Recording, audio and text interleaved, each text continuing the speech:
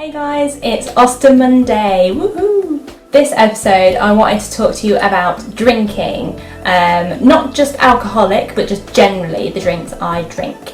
Now a lot of the advice is to stay away from fizzy drinks and only drink still drinks. Now I went to a wedding at the weekend, which by the way was awesome. I've done a little video on that, so click there if you want to watch that. But I wanted to celebrate with them, and so I drank quite a bit.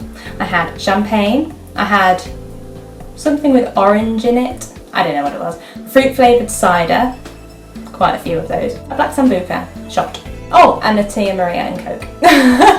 So I had quite a bit to drink. Now I've had my ostomy for 3.5 years-ish, so I know what works well with my ostomy and what doesn't, and I'm fortunate to be able to drink and eat pretty much most things. Drinking, I don't have any problems with what I drink.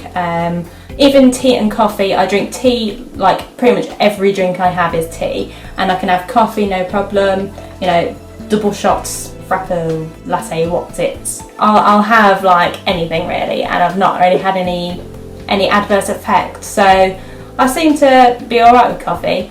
The one thing I'll probably say is that I probably would stay away from coffee the last thing at night, but I would do that anyway because I don't want to be up, most of the night. Some people say that it will increase their output if they have coffee. Some people are trying to switch to decaf. I think it just depends on the individual, and I think it's a bit of trial and error, especially, the first time I had alcohol after my surgery, I was very anxious, but I kind of had a bit to see how it would sort of react, and it was fine. There was no problem whatsoever. So my recommendation, I would say, is to just try a small amount, like not even half a glass, like a quarter of a glass, just to kind of trial and error, and if it has an adverse effect then just don't do it again, or try again in a few months, or just see how it goes. But me personally, I'll be honest, I got a little bit merry at the wedding.